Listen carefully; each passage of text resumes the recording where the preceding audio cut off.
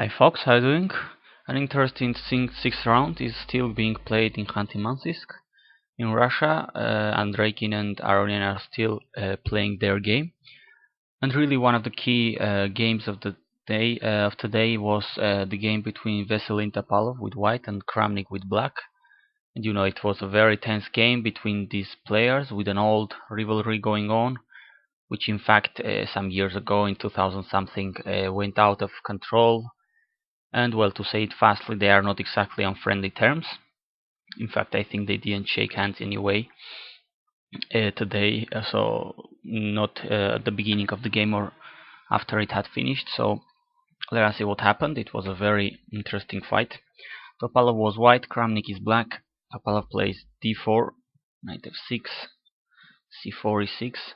We have seen this defense, at least this structure, tons of times already. One of the basic defenses against d4, trying to play the Nimzo-Indian.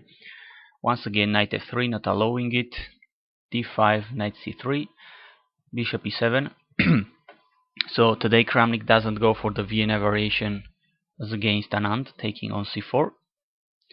Instead he plays the more classical bishop e7. Now bishop f4, the classical Queen's Gambit declined with bishop f4, short castle, e3, knight bd7 and c5. So white closes the center, hoping for some advantage in the queen side. And well, if black anyway any day can play e5 in good conditions, I guess he will have a very pleasant position. Otherwise he could lack some space for his pieces, so this is, well, a little bit dangerous for black, as he must find some source of counterplay and must activate his pieces accurately. Here knight h5 is played. Well, not the most common move, but anyway a playable move, quite logical, attacking the bishop on f4. And Topalov plays kind of a strange move, bishop e5. It's much more popular playing bishop d3. White usually keeps developing, and for instance knight takes f4, e takes f4, c6, short castle, b6, b4, a5, a3 is a very typical position in this line. This has been played lots of times. Well, instead after knight h5, Topalov went for bishop e5. Clearly some kind of preparation by the Bulgarian GM. Kramnik decided to keep playing solidly, c6. He had the possibility to take on e5 if he wanted. Now, after knight takes e5, of course, the knight on h5 is under attack, so knight f6 still is possible to play. Maybe it's a little bit easier for him as he has exchanged his black has exchanged a couple of minor pieces. But anyway, c6 seems absolutely correct as well. Now bishop d3 and g6, just avoiding the play of that the light square bishop on the diagonal against his king. Who knows, maybe knight could go to g7 to go back to f5. Interesting setup for Kramnik here.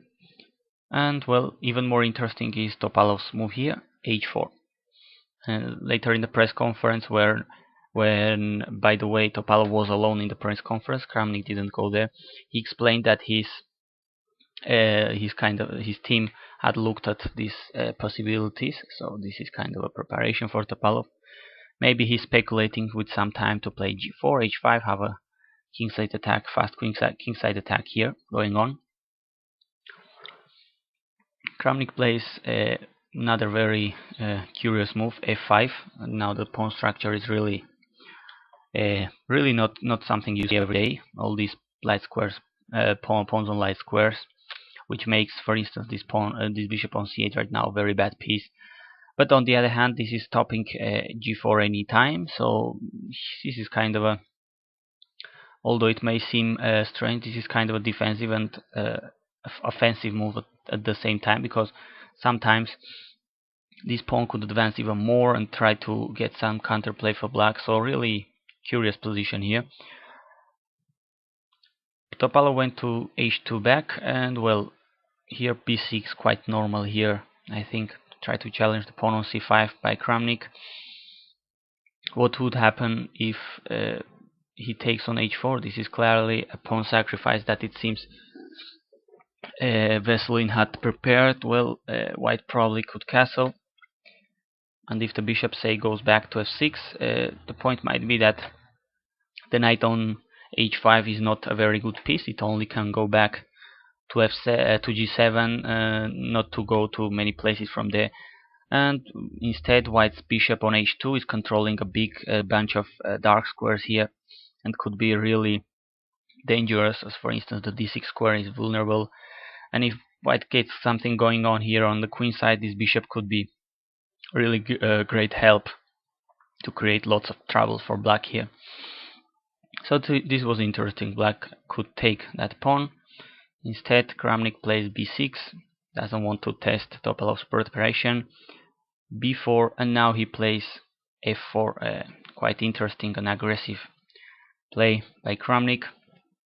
This f4 move might seem a little weakening, but actually white doesn't have that many pieces going on the king side to just punish black for overextending his kingside pawn.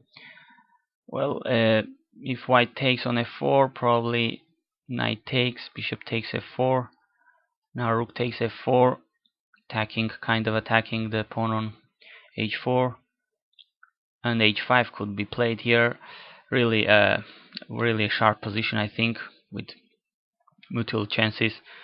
But I think white's possibilities might be better here, because his king is a little bit more safe, and if black's king side is pawn structure is opened up, this could be very dangerous for black suddenly. But I don't know, really razor sharp position, this one.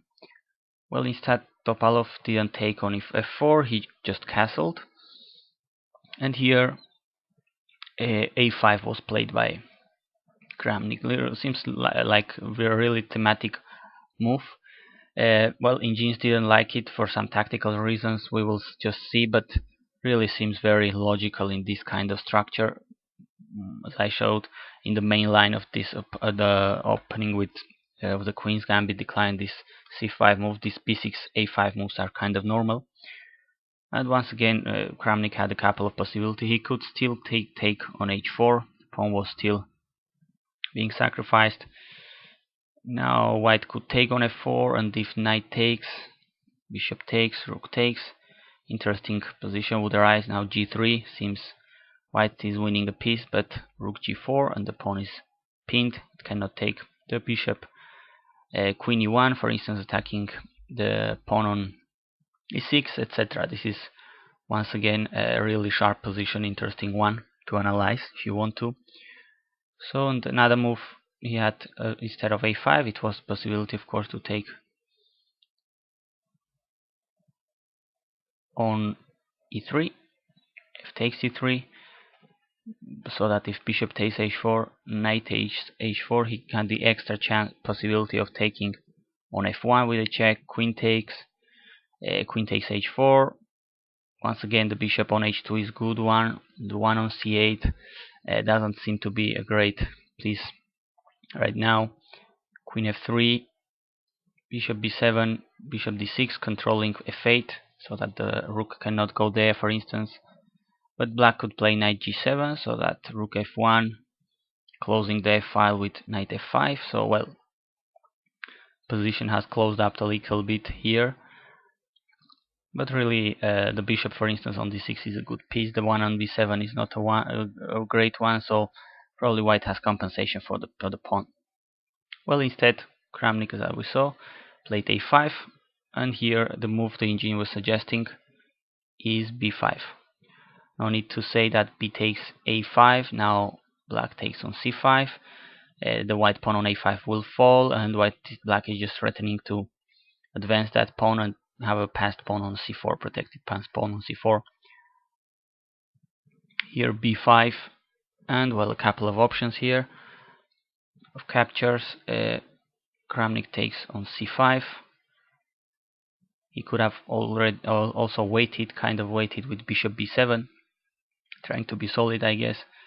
And the other capture was similar, more or less similar to game, probably a little bit worse. He takes b5, now c6, and if, for instance, knight b8, well, this structure, by the way, this position is reminding me of, at least on the queen side, of a recent game, Aronian versus Adams in Bilbao, Spain. Aronian played this kind of a position. I think it was like a pawn push till the 6th rank on the c file. But here, well, it would be probably something similar to what we will see in the game. In fact, well, Kramnik took on after b5, took on c5 first. Now b takes c5, c6, sorry, and now knight b8, trying to recapture the pawn. Bishop b5 by Topalov, protecting it. Bishop a6, a4. Of course, you don't want to take that bishop with black, because this couple of passed pawns are going to kill black. So he plays queen c8. And it seems he's going to take his pawn back, which is basically true. But there are some little tactical sequences here. First, d takes c5, and after knight takes c6, there's a little continuation for white, which is going to give him a couple of pawns of advantage right now. Knight takes d5, beautiful temporary piece sacrifice. E takes d5, queen takes check, double attack against, of course, the king, and the knight on c6. So after king h8, queen takes on c6, queens are exchanged, and now white has 2 pawns advantage, although black is going to take one back. This is going to be a tough position for Kramnik. Now a couple of rooks are attacked, the one on a8, the one on f1. Kramnik decides not to take the rook on f1, he plays rook ac8. Instead, well, he could have taken on f1, bishop takes a8, bishop a6, bishop e4, and of course, well, black takes one of the pawns back. Instead, as we saw, rook ac8 happened. Now bishop b5, black is kind of forced to take, otherwise if bishop b7, c6, and that bishop is going to look very horrible. So he takes, a takes b5, bishop takes c5. Well, black gets one pawn back. He's down just a pawn in this endgame, but this quite advanced passed pawn of white is going to give him lots of headaches, as we will see. Here, white takes a5. It was also possible, of course, to take first on f4, just to clarify the position on the king side, and after this, taking on a5 was possible, but well, there was a curious continuation here. Knight h3 check, g takes h3, rook takes f3, and if, for instance, king g2, rook fc8, seems black has lots of pressure against this f2 pawn, etc. But in fact, it seems this is white has this under control. Bishop c7 is a strong move, threatening just to go ahead with the pawn to b6, as if bishop takes f2, there is absolutely nothing dangerous black can do against white king, and b6 is very, very strong here. This was another possibility. Instead, Topalov just took the pawn right away. And after this, Kramnik got some activity in the king side, but as we will see, it is not going to be enough, and carefully handled Topalov is going to score the win today. F takes e3, f takes e3, bishop takes e3 check, king h1, rook c2 is played here, rook b1 to support his passed pawn, now rook fc8, and now Topalov goes back, of course, to protect back rank, rook a to a1. Here bishop b6 to stop the pawn from advancing right now, bishop e5 check, giving white king space on the king side, some room to get away from checkmate threats on the back rank, king g8, and now that he has his king is safe, Topalov attacks b6 square, rook a6 is played, bishop goes to e3, b6, and this is already quite a team for black. A couple of rooks were exchanged here, check on c1, takes, takes, king h2, rook b1. It's good having your own rook against opponent's passed pawn, but it's not enough here. g4, precise play after bishop f4. Another couple of pieces were exchanged. King g2 was played, in fact taking with f4. Knight takes f4. Here, white must be a little careful. If he plays just automatically like king g3, knight d5, and the pawn is falling. So it's better to play here, for instance, knight d4 to activate the knight there. But anyway, king g2 he played after the check, Topalov, so it was Kramnik who took on e5.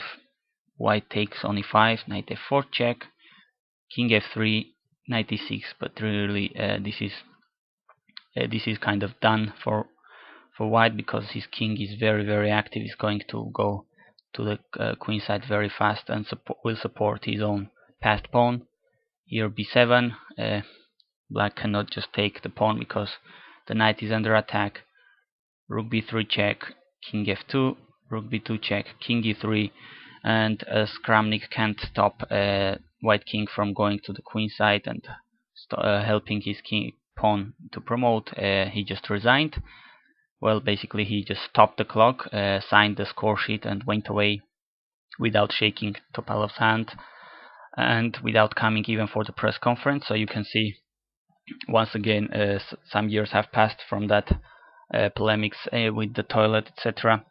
But relations between these two players are really still frozen. But anyway, a very interesting fight here, in which Topalov wins the game and really shares now first places of the tournament.